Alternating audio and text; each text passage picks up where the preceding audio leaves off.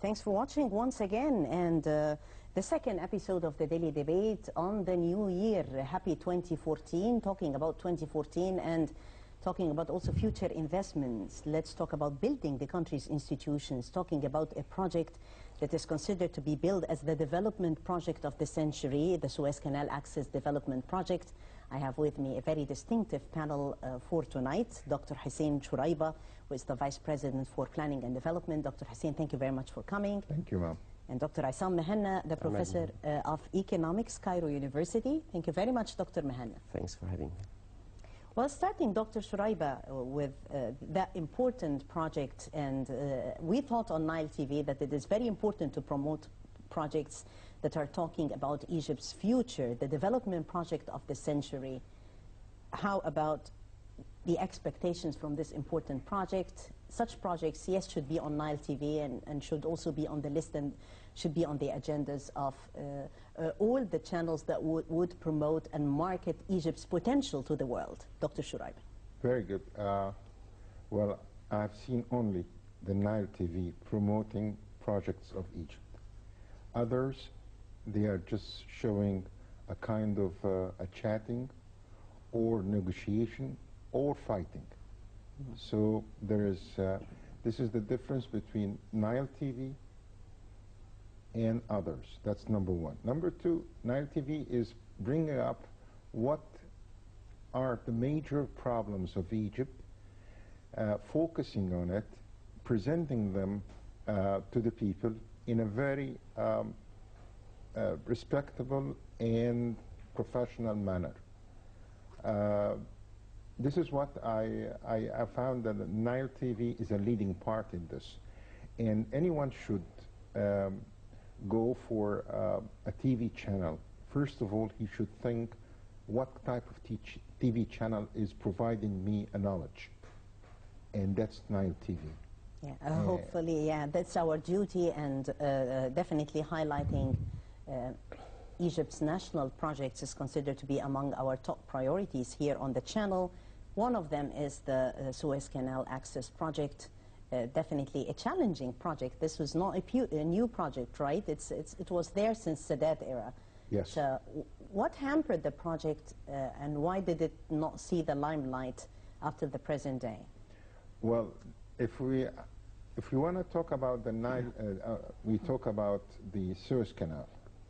We have to talk about is and a zone which is being done by 100% pure Egyptian. All these laborers, all these talented people who have started from the 1870 until today are run by the Egyptians and done in a very good way. Sometimes leaders would like to keep and hide this project because they are not ready to go for something big. It's not like Nasser. Nasser, he was ready to go for the Haida, and he was really pushing for this, and that's one of the good things.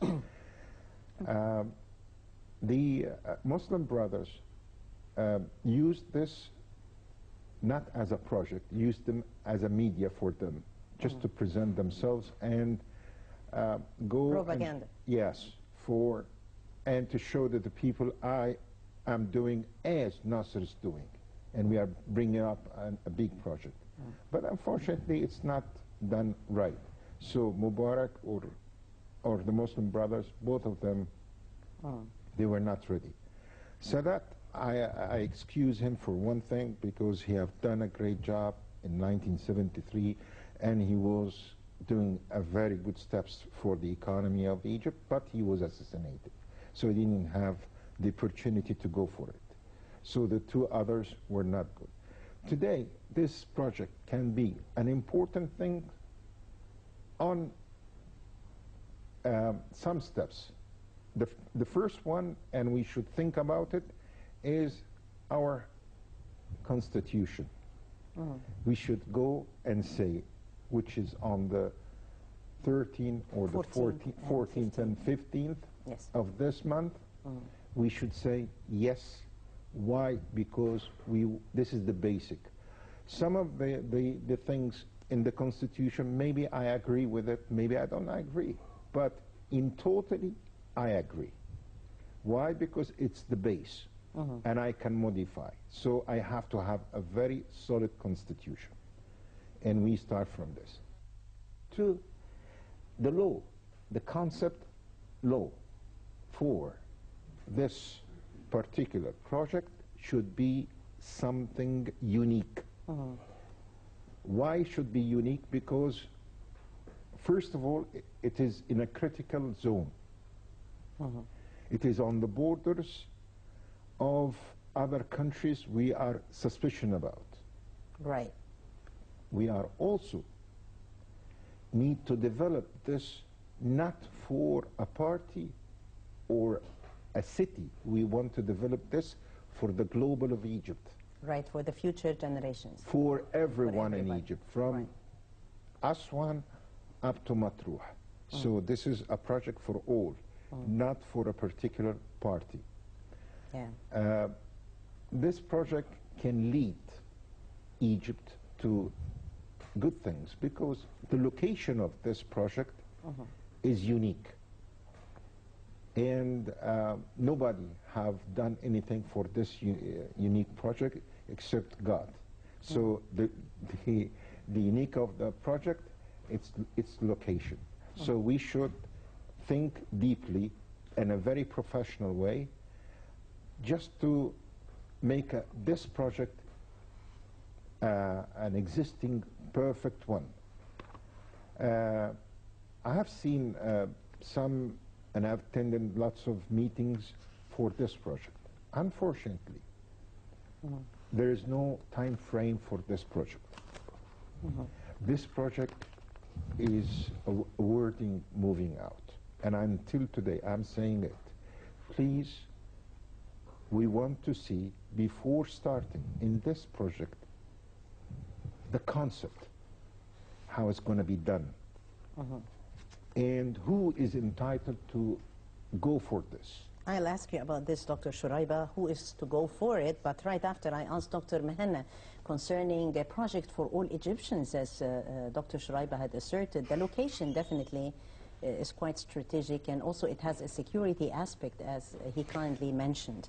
Correct. So if you would kindly show us here more about the location. When the development of the Suez Canal access came about, it was really about an economic benefit. But I think over the past 3 years, we have witnessed that it has a security element, and national security particularly, into there. Just to explain to the viewers, the borders of Israel, we have 255 kilometers borders with Israel. Most of them are high mountains. So invasion here, from the national security point of view, is difficult. The problem we have here is 35 kilometers that runs from Rafah south. The 35 kilometers, 11 of them are with the Gaza Strip. So for us to be able to block this, we need to develop two main areas. The first one is the Al Arish Valley, which locates here, and we've got the Salam tunnel that runs from the Damietta branch of the river going into Sinai. So that will help us to develop this particular area, and then the second component is the axis. The axis, basically, we've got the two main points that can be used, for fixing ships, building ships, east of Port Said and here on the Suez, on the head of the tip of the Suez branch. So what we need to look at here is a comprehensive plan to develop not only the Suez axis, but the entire Sinai region. And when I looked at it, looking at a number of resources and amount of resources we have available here, the security aspects, the face of Egypt here on the Mediterranean and the Red Sea, I suggested a number of areas with main provinces, very large, very difficult to secure, and also very difficult to develop. Right. But what we're looking at here is dividing Sinai into 4 provinces, the Taba province, and then the central Sinai, Suez will have Ismailia and Port Said added into the same. They basically cuddle the Suez Canal, and then Sharm el-Sheikh in the south. And then also here, what I call Fustat is basically Sharqiya and part of the Dakhliya provinces. The advantage of that is that I'll be able to have a depth into the national security, into the Delta area, and also stay as close as possible to the borders of Israel, the 35 kilometers on top here, to be able to block it. Right. And there's a number of strategies that I put to be able to achieve that. Number one is to move the political capital, establish in Egypt 3 main capitals. Most developed countries have 2 capitals, the economic capital and the political capital. What I'm suggesting here in Egypt is that we'll have 3 capitals. Cairo will remain the economic capital. October, because of the infrastructure, will be the administrative capital. So that all the associations, agencies that run the country will be in October. Good infrastructure, very secure and safe. But what I'm going to do here is move the political capital into the center of Sinai. And as crazy as it sounds, we've got 187 embassies, foreign embassies in Egypt. I'll move them all here, 400 associations, and 36 ministries. All I'm going to move here from the government is the minister and a number of people with him. The question is, how far is this feasible on solid grounds? How far can there be? Based on my studies, it is feasible, because what I'm trying to do here is block Israel. The first people will be attacked if Israel ever attacks us will be the embassies. So having a political institutions here, it provides us what we call a political shield. A strategic depth. That's right. It's a political shield. That's number one. Number two, we've got an economic shield represented here in the Suez Canal. We've got a human shield. A human shield will go here into the Arish area and then start moving people into the center of Sinai.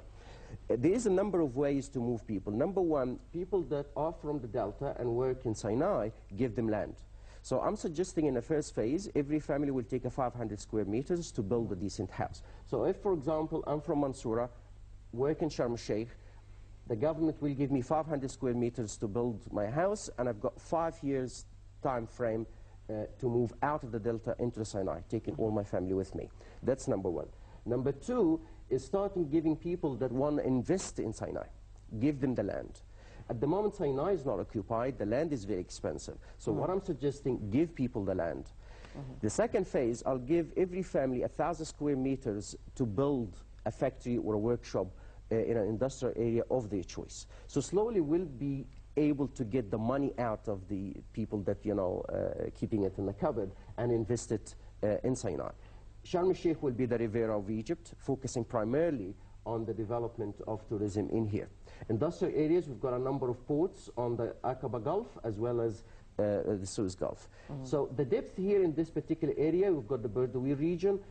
This particular area is easy to actually do it. It's flat and it's got a large portion of it that it is feasible for agriculture. So as it is crazy as it sounds, it can be done. Sounds rosy, but I'll ask Dr. Shuraiba more about the application.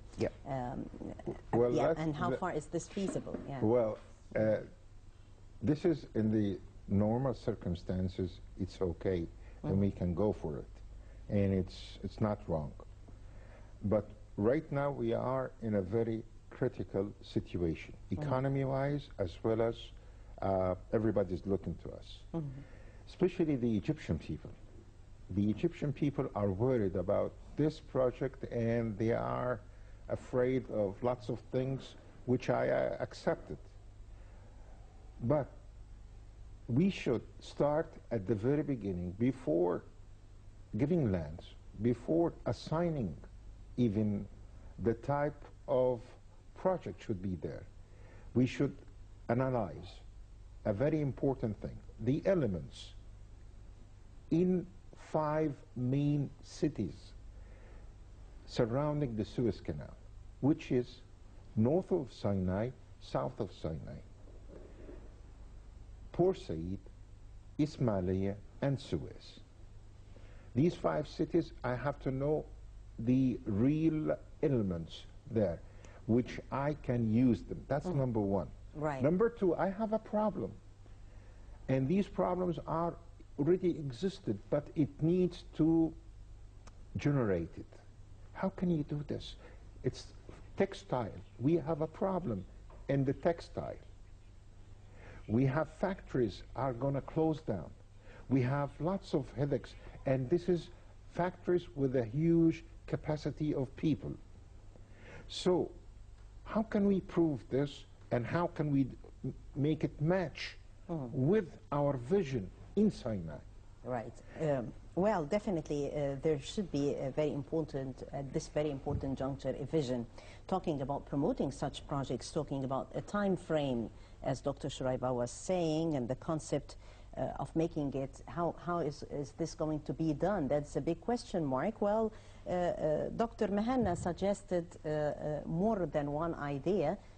Well, Dr. Shuraiba told him more about the fact that it sounds good, but however, pending the challenging situation that the country is in, well, how far this is going to be feasible. We're going to resume the discussion, but right after this report concerning the development of the area, and we'll be back.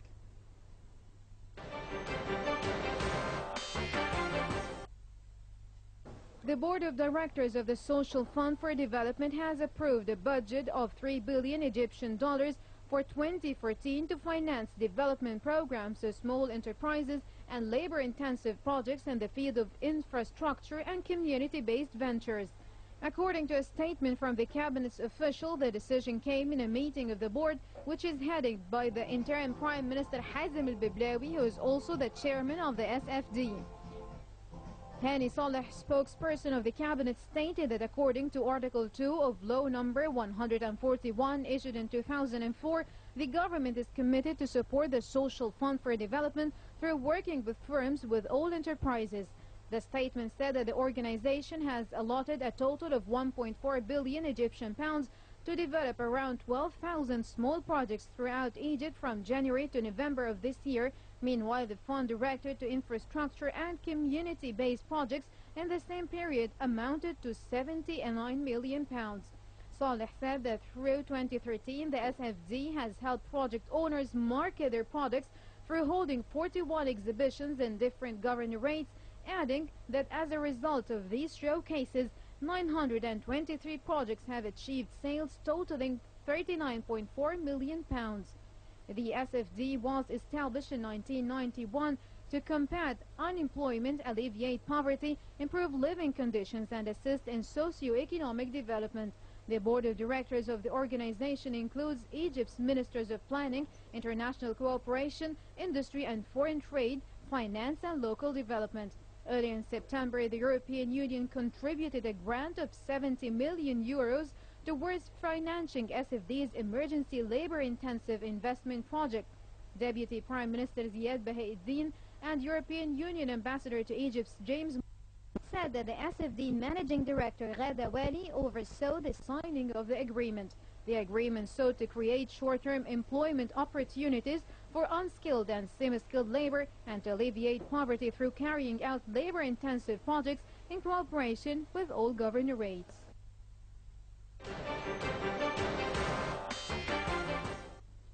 So the targets of the project, it's very important to know the targets. What do we want out of this project, and how are we going to do it? 10 goals behind the Suez Canal Access Development Project. Dr. Shuraiba would like you to talk to us more about how far will this important project create new jobs. This is very important for Egypt, as the unemployment problem remains challenging, and also the issue of being a distinctive logistical area in itself. First of all, let's assign that the people who should, number one, have the priority to work over there is the people live within the cities overlooking the Suez Canal. That's number one. Why? Because housing and getting and sheltering them right now at the first 5 years, it's a sort of an expensive thing to do. That's number one. Number two, cities which is having a major problem, like in Upper Egypt, Sohaj, Elmenia, Bani Suef, these people, You find them everywhere on the streets in Cairo and in Alexandria. They want to work, and they are sitting in the area. These people can be moved and sheltered as a group with big companies to assist them in assigning jobs. So, number one, assigning people to do. Assigning the right people also. Yes. And this is very important. That's that's the bulk, that's the base. That's the base. The second thing, I should create a new bank for this project. All banks in Egypt can contribute in this bank, but this bank is holding and focusing on investments in this area and creating new jobs and creating new companies, small or big or medium. And that's another thing, another topic. We have it, and we it's already there is a big study for this. The second thing, who are the contributors? Yes, I can assure you right now that the contributor, if this project is led in front of all Egyptians, it will be more than 40 million Egyptians directly. And I think it will unleash positive energy. Yes. Every Egyptian, I think, the 40 million has a 1,000 Egyptian pounds. You're talking about 40 billion Egyptian pounds will be ready immediately from all Egyptians to contribute in this. We don't want to go into the stock market, and we don't want to, no, we will say it's 1,000 pounds with an interest of the bank, you're going to get it, and that's it. So you have 40 billion ready to do and start. But you should have the idea, the full concept of this project analyzed in front of everyone, should be aware of it. That's number two. Number three, I'm happy that all Arab countries, especially Saudi Arabia, United Arab Emirates, they are supporting Egypt right now. Kuwait is supporting in deep way with Egypt. Bahrain, all these countries are supporting this. So we can use their investment. I have attended a meeting of investments worldwide from east to west in London. But let me tell you something. Our share of investment worldwide doesn't exceed 1%. The investment of China, it's 18%. United Arab Emirates is 9%. This is to show you that we are way far of investments. So we need to push the good ideas, the good project, and the stable law, plus we have to show benefits, real benefits, not for big guys, but for the common Egyptians, number one. Dr. Shuraiba, well, very important points, assigning the right people to be there and the bulk according to which who are going to work, the treasure for the project. Also sounds great, creating the new bank for this important project from the eyes of an economic expert, Dr. Mehna. How do you see the creation of such a bank? How far it can make a difference, especially if we do have contributors from the world bodies and also from Arab countries? It is definitely viable and feasible. It is easy to establish an investment bank that looks after the Suez corridor. There's just 2 points that I want to say in comment of the areas of government having problems. Yes, but I don't believe that the government will be able to solve long-term problems if they are closed up on just solving problems. On the long run, nothing is going to move. What can For us, make things they're going to have to have a vision. Because at the moment, they're very closed up on solving problems. What and they're is not the moving. main axis of this vision in your perspective? What are we going to do in the next 30, 50 years? 30, 40, 50 years. At the moment, we working day by day, solving problems. But I think if they can have a vision outside the box, a creative, aggressive plan. In terms of the appointment of the right people and also attracting the right channel and dealing with the right institutions. In foreign direct investment, we believe that number one is land has to be planned, able to know where I'm going to put each type of project. If I'm going to have on a portside area and the south here on the Suez tip, what kind of projects I'm going to have on the left and the right, or the east and the west, and then start promoting the foreign direct investment. We looked at the tour that Dr. Morsi took last year trying to attract foreign direct investment. That's the other way around. Because if I go to China and try to attract them for investment, all I'm going to get is sweets, snacks, all consuming products. But what I need to do... it was like mere propaganda as well. I mean, yeah. Things were not feasible on solid grounds. And you will get what is good for the economy, not what is good for us. So for us to be able to attract good foreign direct investment and deal with proper institutions, I need to know what I need to do first, have my own plan, have my own objectives, and then from there start moving. Yes, I need car manufacturing, then I go to Japan or go to Germany. I need weapon, then I go to other companies. So I think that's the only way to deal with foreign direct investment from proper entities that we need to attract. In terms of attracting the right people, I think this hasn't happened, which was one of the areas or the demands of the January 25th and June 30th, is putting the right people in place. We have a lot of corruption in government. We have people that underqualified. We're talking about putting the right people in the Suez Canal Access Project. In the Access Project and the Planning Committee. Yesterday, I submitted the second crossing plan to the Suez Canal Authority, right. Admiral Mohab Mimish. Right.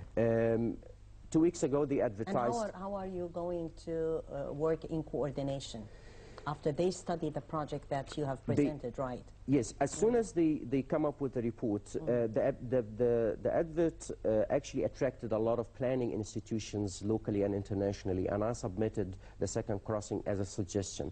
So what they're doing at the moment is having a planning committee that studies all plans, and then they're going to come back to people and say, okay, well, we're going to form a planning committee for the Suez Canal corridor, and we need, you know, these and these people. So have them all and put the criteria according to which they are going to choose who can be hands-on. That's right. That's right.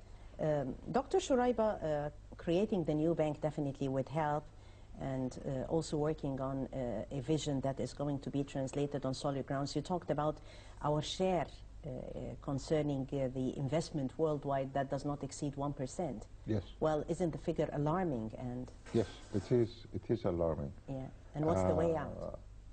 The way out is to have, number one, stability. And starting with stability, we should start with the Constitution. I'm going back to the same words I said. So, number one, I go for the Constitution. I say yes, finish, let's finish this. This is step one is gone. Let's go for the second step. That's number one. Number two, ma'am, investments, people wants to invest. Egypt has 90 million, and that's a good number of capacity of people that I make any product can be used. So I'm, as a businessman, I have the market in front of me, and that's an asset to Egypt. So 90 million doesn't worry me. This is a sort of an advantage for any businessman to come and invest in Egypt.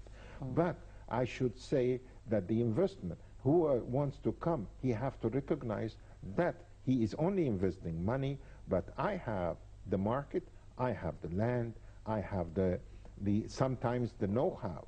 So we should, and some of the main, what you call resources. So like the cotton, you have the cotton, the best cotton in worldwide. You have the long thread cotton. Where is our material of the cottons? We are selling this to China for what? And we are importing. Right.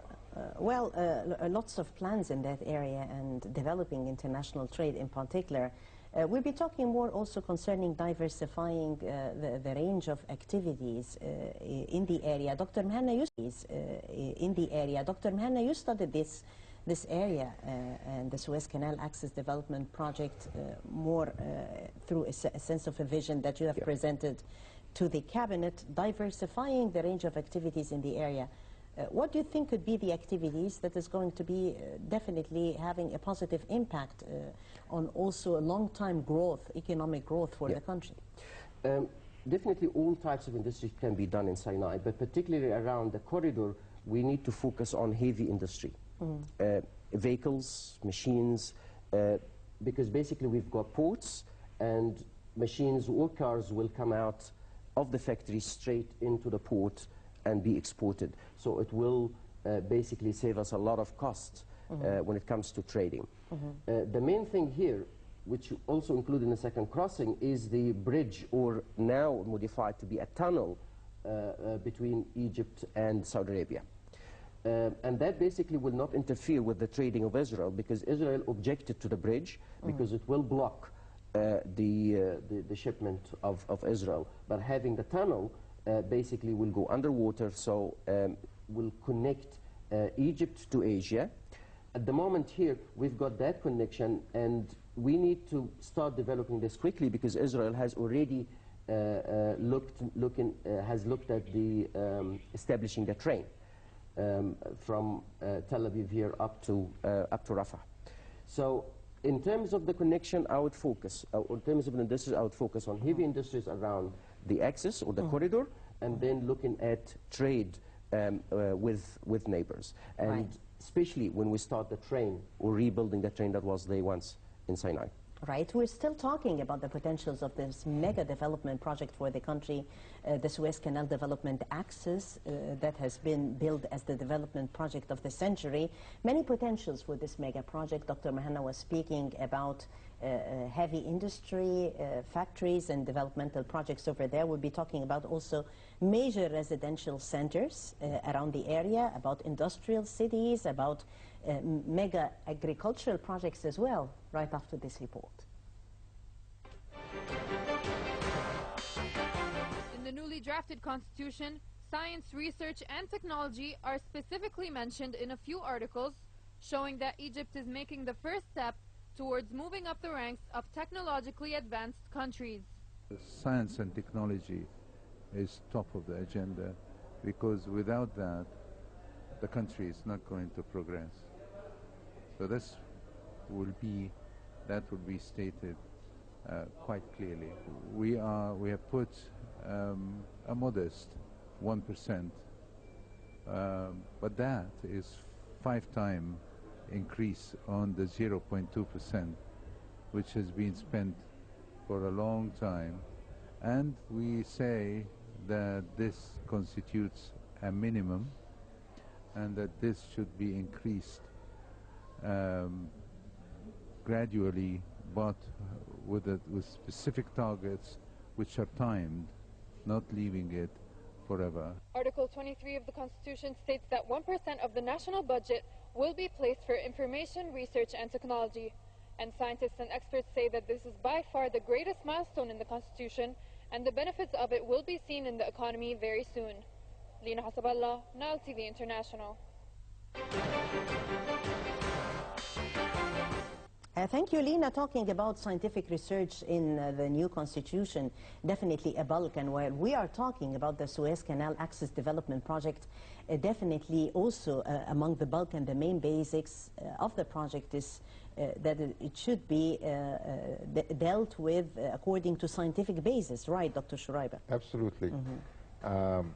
If we go for the scientific ideas and the scientific thoughts, like Dr. Magdi, you know, I consider him one of the excellent persons representing Egypt, in Egypt and out of Egypt. Right. If we use his talents, let's say in the medical treatments, the scientific ideas and scientific way to implement it in a virgin zone like this would be a plus to the zone. Plus, as Dr. Mehna mentioned, that this area are going to be sheltering lots of people, which is medical insurance and medical treatment and everything like this should exist. So if we go for scientific ideas, scientific ways, even in generating electricity, by the new scientific ideas of useful ways, like the wind, like from the heat of the sun, you can use generating electric powers. So we have to use scientific ideas and just to keep the environment excellent as it is right now. And we don't want to spoil it. Mega projects, Dr. Mehana, mainly based upon scientific research. While dealing with the second crossing, how was scientific research the bulk and the basis according to which you worked? Basically, you know, scientific research service mega projects. And when we start conducting a research, we first set out the objectives. What is it that I want to do and why I want to do it and how and all the resources required. And when I looked at the resources available from secondary data, such as reports, and from the data that I gathered basically by going into the field itself, trying to collect data around the amount of resources and the types of resources available, I think Sinai can be the drive of Egypt, and that's why I called it the second crossing, because it has the condition that the crossing of Egypt to the 21st century is linked to Sinai. In terms of the scientific, the types of, or the fields of scientific research, as Dr. Shah said, we've got medical scientific fields, trade, international business, and all types of businesses. So I think here I would say that a link needs to be created between government agencies and universities. University professors have the expertise and skills to be able to conduct research, and while the government has the logistics and the fund. So if we create that link between universities and the government agencies, then all research projects that are serving mega projects can be outsourced to universities, appointing particular types of universities or faculties or departments to conduct the scientific research and present a report to the government, and based on that. And that's what we call an informed decision. Right. Finally, Dr. Shuraiba, a final note, because we have to go to our top stories. Well, the final thing I want to say, let's start this project as soon as possible. That's number one.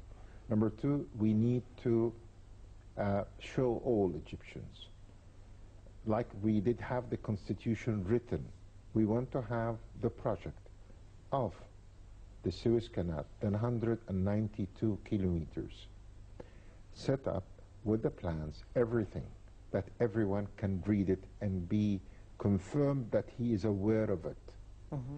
Number three, we need to have the law stable for this, starting with the constitution, which is we are going to vote for it on the 14th and the 15th, and saying yes. That's number four, we have to let the people of Egypt, the common, the 30, 40 million of Egyptians, have to be a partner in this project, because this is their project. This is their future for their children. Right, the future for the children, and Suez Canal Access Development Project, billed as the project for the 21st century, the development project of the century, was our first episode of Thursday Daily Debate in the new year, because we wanted it to be an optimistic note to start with. Thank you very much, Dr. Hussein Shuraiba, who is the Vice President for Planning and Development, and also Dr. Ahmed Mehna, who is the Professor of Economics at Cairo University, for joining us on the Daily Debate for tonight. Thank you very much, gentlemen, for being here. Thank you very much. And thank you, dear viewers, for joining us. I'm Taghreed Hassin, thanking you all for watching. Stay tuned for the top stories coming up shortly.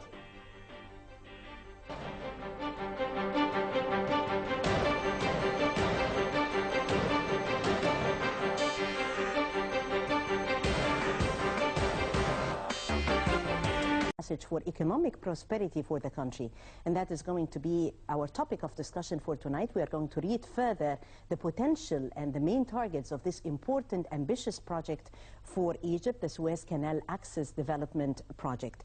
And we have with us Dr. Hussein Shuraiba, the Vice President for Planning and Development, and he's going to talk to us about the potential that this important project offers for the country. What should we expect from this important project? Let's have a look at the top stories. The Minister of Interior, Mohammed Ibrahim, held a press conference on Thursday, mainly to reveal the circumstances of an attack on the police headquarters in Adaqahliya Governorate last month and other terrorist attacks. He said that investigations showed that suspects in Mansoura bombing are linked to the Brotherhood terrorist organization, adding that the suicide attacker identity was confirmed through the DNA tests.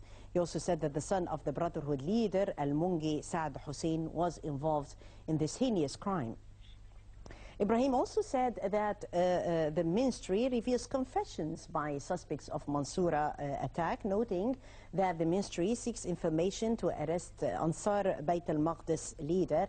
The minister also vowed to continue combating and uprooting terrorism, adding that the ministry is capable of achieving security in Egypt, supported by the cabinet. Let's highlight more this important story, supporting and stressing the possible procedures. And we have with us General E.H.M. Safi-Eddin, our security expert for tonight. General E.H.M., thank you very much for joining Nile TV and the Daily Debate, and Happy New Year to you. Thank you very much, and Happy New Year to you and all the viewers. Thank you very much, General. Well, your assessment of that important press conference and the information that has been asserted earlier in the day by the Minister of Interior, finding suspects in Mansoura bombing linked to the Brotherhood terrorist organization. Well, I would like to start with highlighting the indications. This indicates to restoring back the databases that we used to have, restoring back the security apparatus that the Muslim Brotherhood have fought to destroy. This is a wonderful accomplishment by the Ministry of Interior, revealing the case, which was a very big one, during a few days only. And that includes also forensic investigation and other sort of investigation, integrated operations, and then getting to the result that led to my second indication. The Muslim Brotherhood, or the terrorist group of Muslim Brotherhood, is involved as usual with groups affiliated to Hamas, which is Kataib al-Qassam or Bayt al-Maqdis. I mean, the very same old faces and the very bad faces are now revealed again, are now exposed again, thanks to the security apparatus that's doing a wonderful and great job. Right. General, well, this comes timely as Egyptians actually are keen, of course, definitely to know who the culprits are in this heinous crime. And this encourages Egyptians to participate in the upcoming referendum, because this is going to be the best response. Sharing by Egyptians in the upcoming referendum is the best response to such heinous crimes. Do you agree? Absolutely, absolutely. We are all soldiers in this country. I mean, it's not only the army or the police officers that are taking part in this war. We should all fight against the terrorism. And the role of the citizen is no less than any other role. So the role of ordinary citizen is to participate and to fight against them by saying yes to our Constitution, yes to our roadmap, and yes to our Constitution. From the eyes of a security expert, what sort of lessons were taught from Mansoura tragic incidents? Well, there are lots, of course, but let's start by enhancing our security measures around our security apparatus and the strategic buildings. This is one of the main learned lessons from this tragic accident. Also, that Delta is not far away from other targets that the Muslim Brotherhood and other affiliated radical groups are trying to attack, especially those cities that are fighting against terrorism. Those cities are rejecting the Muslim Brotherhood existence, like Munufaya, like Adaqahliya. Right. Those governorates, they have declared that they don't tolerate any violations by the Muslim Brotherhood. Right. General E.H.M. Safi-Eddin, our security expert on the Daily Debate for tonight. Thank you very much, General, for joining the Daily Debate and Nile TV. Well, continuing the leading stories making headlines, Interim President Adli Mansour renewed on Wednesday The tenure of Lieutenant General Wiyahmie as chairman of the Suez Canal Authority, the body that controls Egypt's strategic waterway, for another year. Wiyahmie, a former member of the Supreme Council of the Armed Forces, was appointed to the position in 2012. Before heading the authority, Wiyahmie commanded Egypt's Navy and has insisted the canal is tightly secured, and announced in December the Suez Canal Authority has made the highest returns in 6 months.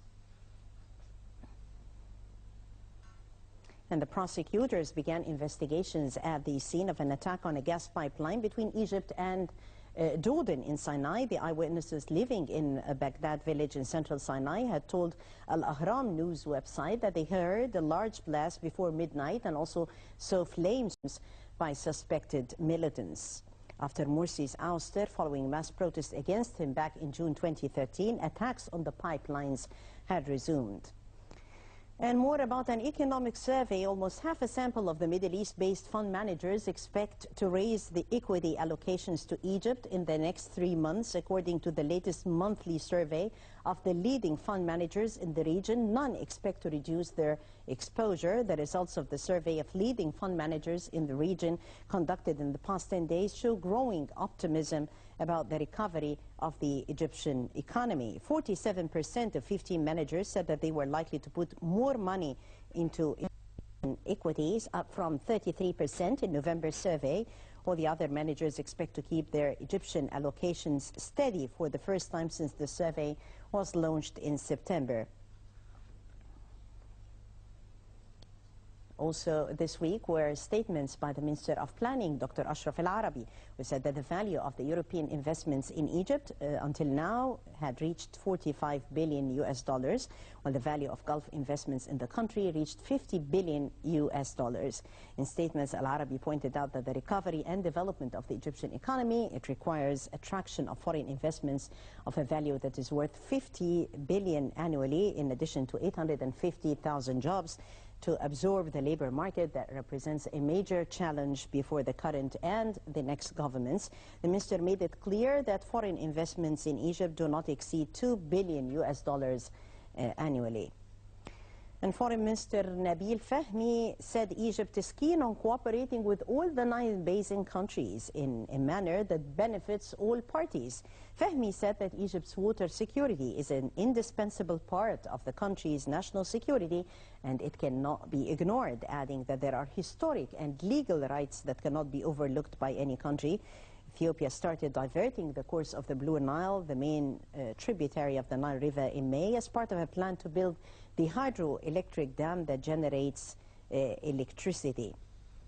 And definitely Egypt is dealing with the challenges concerning water security. That's all for reading the hour's top stories that made headlines, but in a whole week, and co-relevant also to the economic segment that we are going to be discussing on the daily debate for tonight. The Suez Canal Access Development Project remains one of the most important and promising projects for the country. What is the plan, and what should we expect from this important project? How is it going to address the different targets that we have talked about in the introduction? The project is not new. However, are the challenges to making it feasible on solid grounds new? How can we address them? Right after this report, we'll be back.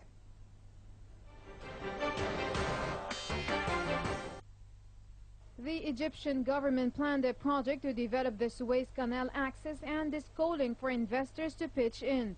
The Suez Canal and its surrounding land shall become a strategic hub for logistics and maritime transport in an area of 7,000 kilometers, including Suez, Port Said, Ismailia, North and South Sinai. The project is planned to be completed before 2017.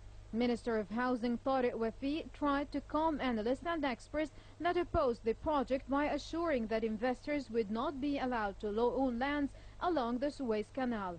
Egypt will go through 4 stages to develop each port in the region, build a container and multi-purpose terminals where vessels can unload their freight to temporary storage. One vessel will generate 25% more profit, from 75 to 100 American dollars.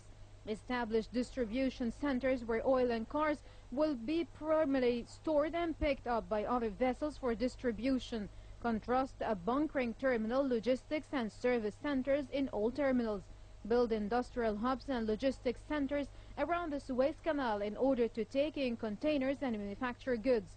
One vessel will generate revenue of 3,000 American dollars instead of 2,000 American dollars. The project promises to develop Port Said East, the Technology Valley, the Northwest Gulf of Suez, and the Sokhna Port. Today, the Sokhna Port can host up to 1.1 million vessels annually. After its development, it is planned to have the capacity for 1.7 million. The Adabiya port will be expanded to reach 180% of its original size by June 2013. It would serve as an example for the other to-be-developed ports. The Northwest Gulf of Suez will become a hub for several sectors such as tourism, housing, investment, heavy industry, petrochemicals, and trade. Ismailia will be focusing on tourism, agriculture, and industry, offering 216 million job opportunities. The government will offer 69 pieces of land for young investors to encourage them to create small and medium-sized businesses, and will help in creating the Technology Valley, a city based on industries in software development and medical technology, including scientific research centers and academies. The Suez Canal Development Project will also connect roads on each side of the waterway through 9 different bridges and tunnels.